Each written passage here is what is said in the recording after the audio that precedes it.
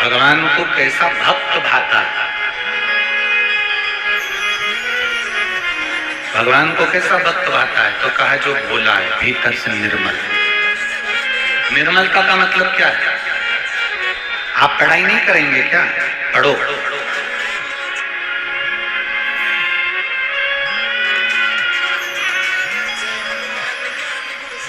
हमने पहले एक बार कथा में कहा था, आप लोगों ने सुना है कि नहीं सुना हमको नहीं मालूम। मैं कुरुद की इस पवित्र भूमि से फिर कहना चाहता हूं, आपने सुना कि नहीं सुना हमें नहीं मालूम उसका, पर एक बार फिर कहना चाहूंगा, माता पिता अपने बच्चे को लायक बनाए।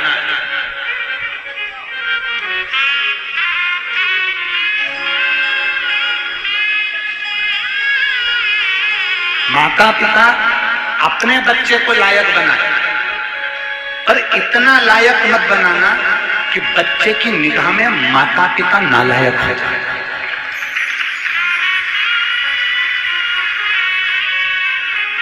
बच्चे को लायक बनाना, पर बच्चा तुमको नालायक समझने लगे, इतना लायक भी मत बना देना। अरे मम्मी तुम क्या जानती हो, अरे माँ तुम्हें क्या कले, पापा फालतू की बात मत करो, तुम्हें क्या कले, आज के हिसाब से मुझे दुकान देखना पड़ती है, आज के हिसाब से मुझे काम करना पड़ता है, मम्मी तुम क्या जानती हो। मतलब तुमने बच्चे को तो लायक बना दिया और उसको संस्कारों के जल से नहीं सींचा, इसलिए वो तुमको नालायक समझ रहा है। बच्चों को लायक बना हम मना नहीं करेंगे, बच्चों को डॉक्टर बना हम मना नहीं करेंगे, बच्चों को इंजीनियर बना हम मना नहीं करेंगे, बच्चों को खूब पढ़ाओ हम मना नहीं करेंगे, पर बच्चों को लायक बनाने के साथ में इतना लायक मत बना देना कि बच्चा तुमको नालायक समझने लगे। तुम्हें तो अकल ही नहीं है, मम्मी तो तुम चुप रहा करो, तुम्हें अकल नहीं है ना, बहू से बात मत करा करो, तुम मम्मी गड़बड़ मत करा करो, पापा तुम अनशन मत बोला करो, पापा तुम्हें नौकर रखने की आदत नहीं है, तुम नौकरों को भगा देते हो, तुम्हें अकल नहीं है, पापा तुम दुकान पर मत आया करो। मतलब माँ बाप ने अपने बेटे को लायक तो बनाया, पर बेटी ने अपने माँ बाप को नालायक समझ लिया कि इनमें अकल है ही नहीं, अकल सबसे ज्यादा तुझ में ही है। जरा विचार कर, चलना अगर माँ बाप सिखाते हैं, रोटी खाना अगर माँ बाप सिखाते हैं, तुझे बीमार होने पर दवाई देना अगर माँ बाप सिखाते हैं, तो तुझे बोली को भी अगर दी है तो माँ बाप ने दी है। इसलिए अपने बच्चों को सबसे पहला ज्ञान होना चाहिए संस्कार का ज्ञान। हमारे बच्चों में संस्कार होना चाहिए। कल हमने कथा में कहा था हमारे माँ बाप के पास में धन नहीं था। कल हमने कथा में कहा था हमारे माता पिता के पास में धन नहीं था। चने का ठेला भले मेरे पिताजी ने लगाया, मेरी माँ ने भले दूसरों की साड़ी में फाल लगाई और उस फाल का पैसा मिलता था 75 पैसे या 50 पैसे। मेरी माँ ने भले स्कूल की ड्रेसों को लाकर सिला हो, सरकारी स्कूलों की ड्रेसों को सिल कर दी हो, भले कुछ ना मिलता, पर मेरे माता पिता के पास भले धन ना हो, पर मेरे माता पिता ने हमें संस्कारों के जल से सींचा है, और वो सींचा तो आज नजर आ रहा है कि संस्कार कैसे होना है।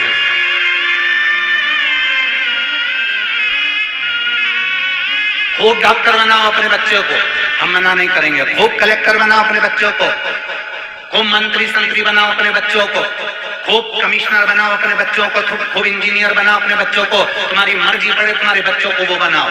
और उससे पहले अपने बच्चों को ये जरूर सिखाना कि अपने घर में माँ बाप से किस तरह बात करना चाहिए, माता पिता का कैसे आदर करना चाहिए, किस तरह से तुम्हारी वाणी होना चाहिए, किस तरह से तुम्हारे शब्द होना चाहिए। जिस माँ ने अपनी गोद में कोख में रखा होगा 9 महीना, कितना त्राण भोगा होगा, उस माँ ने तुमको कितना दिया होगा। जरा विचार करिए, गणेश जी महाराज विनायक थे, विनायक का शीश मेरे भोलेनाथ ने काट दिया।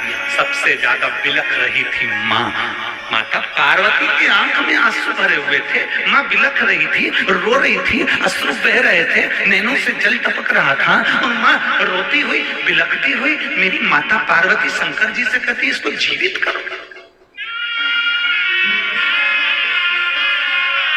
इसको जीवित करो। और चकित भय सुन के कैलाश,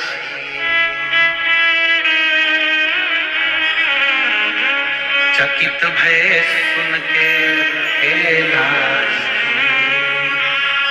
करूं जीवित जीवित में अविनाशी, गणों से यूं बोले वाणी, शीघ्र ही लाओ कोई प्राणी, जिसे भी पैदा तुम पाओ, मनुष्य या पशु हो ले आओ। तुम जाओ,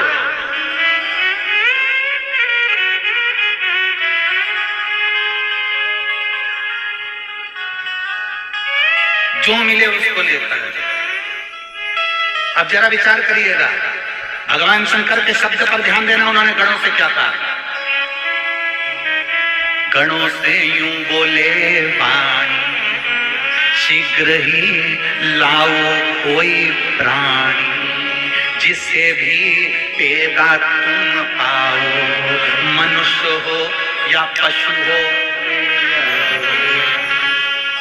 तुम्हारी मर्जी पड़े तुम उसको लिया। एक माता को बिलखते हुए नहीं देखा। मैं अभी इसका शीश जोड़ दूं। मानव हो चाहे पशु, उसका शीश लाओ, अभी जोड़ दे।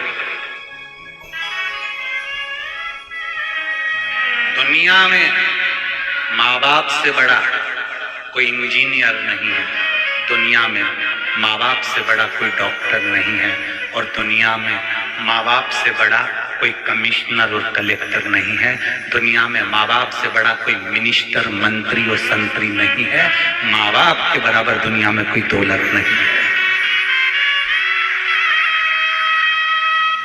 कोई दौलत नहीं दुनिया में माता पिता के बराबर, कोई दौलत। दो माँ, वैसे तो शास्त्र कहता है, चार माओं का वर्णन मेरे शास्त्र करते हैं। प्रकृति भी माँ है, एक पृथ्वी भी माँ है, गौ माता माँ है, और घर में रहने वाली एक नारी, चाहे वो बेटी हो, बहन हो, स्त्री हो, आज नहीं तो कल वो माँ है। माँ प्रकृति भी देना जानती है। आम का पेड़ आम देता है, पत्थर कितने खाता है? तुम ईमानदारी से बोलो। अभी खूब आम लग रहे होंगे, तुम डंडा लेके झूड़ने में लगी हो, पत्थर मार रहे होंगे बच्चे केज में। प्रकृति देना जानती है, पत्थर खाकर भी तुम्हें दे रही है। पृथ्वी अपने सीने को फाड़ती है, अन्न देती है। कीचड़ में लबालूम करते हो, उसको खूब नोचते हो, उसको पृथ्वी को बार बार फाड़ते हो, तो भी वो अन्न तुम्हें बड़ा कर देती है, दान देती है, अन्न देती है। प्रकृति भी देना जानती है, पृथ्वी भी देना जानती है। गौ माता जगत की एक ऐसी माँ जो जिंदगी भर सबको देना जानती है, जिसमें 33 कोटि देवताओं का वास होता है। ऐसी गौ माता जन्म से लेकर मरे तक देती रहती है। वो गौ माता देना जानती है। दुनिया में कोई ऐसी माँ नहीं होगी जिसके बच्चे को सामने बांधा जाता है और उसके बच्चे के सामने दूध को निचोड़ा जाता है।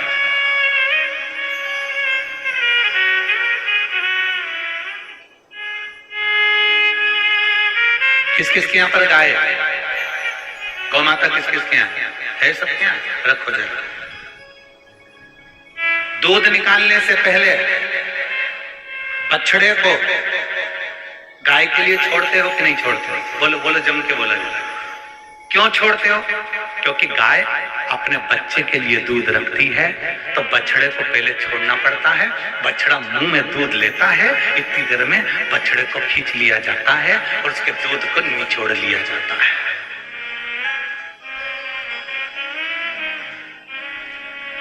निचोड़ लिया, दूध अच्छा मिल गया। उसके बाद तुम सबको मालूम है कि गाय इतनी चतुर होती है कि अपने बच्चे के लिए दूध छुपा लेती है, अपने बछड़े के लिए दूध छुपा लेती है माँ, गौ माता। तो फिर किसान क्या करता है? वापिस क्या करता है? फिर बछड़े को छोड़ता है, बछड़े को छोड़ता है, माँ फिर दूध नीचे देती है और वो दूध पीना चालू करता है। फिर में बछड़े को हटा के फिर निचोड़ देता है। उसके बाद भी अपने पुत्र का हिस्सा, अपनी पुत्री का हिस्सा जो तुम्हें दे रही है, तो भी उस गौ माता का सम्मान हम कर नहीं पा रहे। जरा विचार करिएगा, तो भी नहीं कर पा रहे। प्रकृति दे रही है, हम प्रकृति का सम्मान नहीं कर पा रहे। कितने लोग हैं प्रकृति का सम्मान करते होंगे? अभी सबको गर्मी लग रही है तो रोज अपने कमरे में सोने जाने से पहले 2-2 बाल्टी पानी भर के कूलर में डाल रहे हो। अगर वही 2 बाल्टी पानी अपने पड़ोस में कोई पेड़ लगा होता ना, उसमें डालते रहते तो आज कूलर की जरूरत नहीं पड़ती।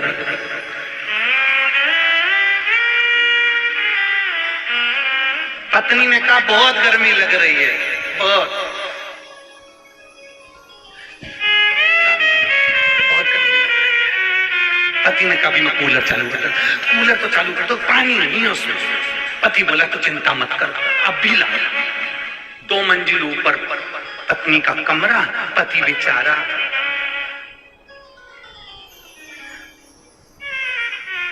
15-15 लीटर की तेल की कैन जिसमें पानी भरा, उठा के बड़ी मुश्किल से लेकर कूलर में डाल रहा है, और पत्नी अंदर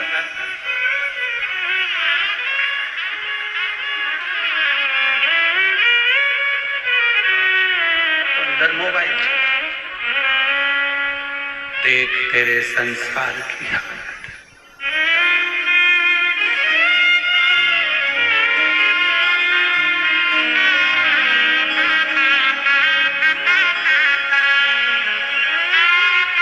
और सूरज न बदला, चंदा न बदला, ना बदला रे आसमान, बदल गया कितना बदल गया। विचार करिएगा, 2 बाल्टी पानी कूलर में डालने के लिए तुम रोज ऊपर लेकर जाते हो।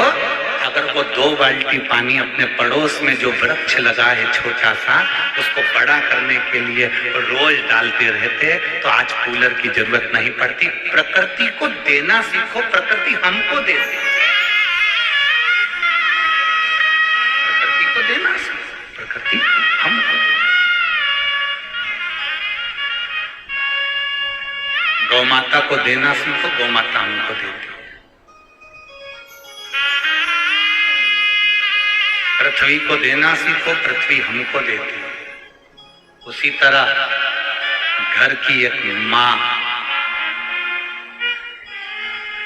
घर की मां जो संस्कारों की जननी है, सभ्यता की देने वाली, संस्कारों की देने वाली घर की मां।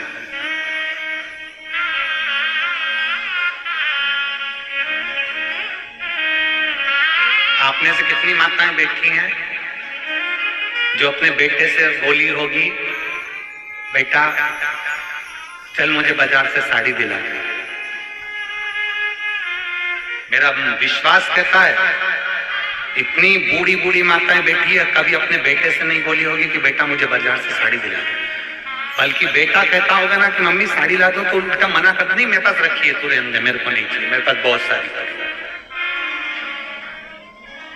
मुझे नहीं चाहिए, तू अपने पास रख। मम्मी मैं साड़ी ला दूं, रिटर्न नहीं आ रहा,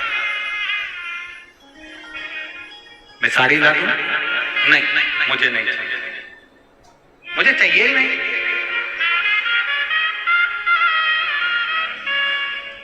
मां, इतने पंडाल में मेरी जीजियां बैठी हैं, आस्था चैनल पर इतने भक्त कथा सुन रहे हैं, कोई मां अपने बच्चे से कभी नहीं बोलती कि मुझे ये साड़ी ला दे, मुझे चूड़ी बना दे, मुझे हार दिला दे, मुझे कुंडल दिला दे, मुझे रकम दिला दे, तू मेरी एक प्लाट दिला दे, एक मकान दिला दे। माँ कभी अपने बच्चे से नहीं कहती कि मुझे ये दिला दे। उल्टा बच्चा जब घाटे में जाता है, बच्चा जब तकलीफ में पड़ा रहता है, तो केवल एक माँ होती है जो बेटे से कहती है ले मेरी रकम ले जा और बेच कर तेरा काम ले जा, इसको बेच और अपना काम करना, ले जा इसको। केवल एक माँ।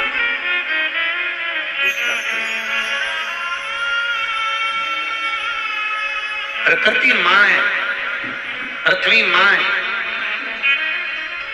गौ माँ है, और घर की माँ माता जिसने आपको दुनिया में केवल देना जाना है वो माँ है। उसको समझो।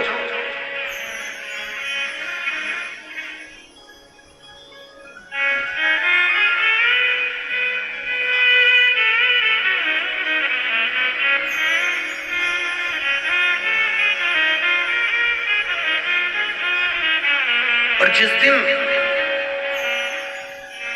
जिस पल, जिस घड़ी, जिस क्षण आप अपनी माता को पहचान जाओगे, उस दिन जिंदगी का सबसे सुखमय दिन होगा, सबसे सुखमय।